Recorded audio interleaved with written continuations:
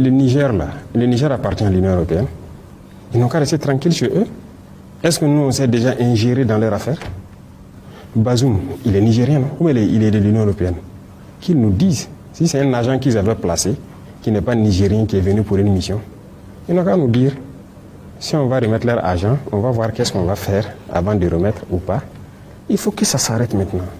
Que les gens arrêtent de se comporter comme si on était au temps de la colonisation. Et c'est ça aussi que nous sommes en train de décrire, de combattre avec beaucoup de dirigeants africains. Et regardez-nous. Même l'Union africaine, ça n'appartient pas aux Africains. Ils sont dictés. Ce qu'on dit de faire, ils font. On dit de faire tel communiqué, ils font. Même le bâtiment de l'Union africaine, vous savez que ce n'est pas construit par les Africains. On n'a pas honte. Et tant qu'on va montrer cette posture-là, ils vont continuer à se comporter comme ça. Parlement de l'Union européenne. Mais occupez-vous des problèmes de l'Union européenne. Les populations là-bas ne souffrent pas. Les paysans là-bas souffrent. On les voit, ils bastonnent leurs paysans dans les rues. Et avec des accords bizarres, ils n'arrivent même plus à survivre. Des gens se suicident là-bas. Mais occupez-vous de vos problèmes. Luttez contre vos oligarchies qui appauvrissent vos populations. Au lieu de venir ici dire que, hey, ils n'auront plus l'énergie d'Afrique. En tout cas, si c'est de chez nous ici, là, on va se battre pour qu'il n'y ait plus rien ici. Si vous voulez, vous venez vous coopérer en bonne et due forme. Si c'est pour venir nous piller là, jamais. C'est ça, la bataille, c'est l'énergie. L'uranium, le pétrole, même notre or. C'est ça la bataille. Pendant longtemps, vous avez pillé là-bas. Et voilà, et ils sont dans le noir.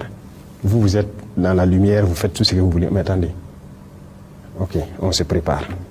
Monsieur le Président, au sein de l'AES, c'est une vision commune, on parle de la même voix et ce sont des actions communes qui sont menées ensemble. Cela a été constaté à plusieurs reprises. J'aimerais juste savoir, au plan diplomatique, est-ce que quelque part le bilatéral peut-il primer sur le confédéral? Alors, là-bas, il faut que peut-être on soit un peu plus tranchant pour dire que c'est vrai, c'est une confédération.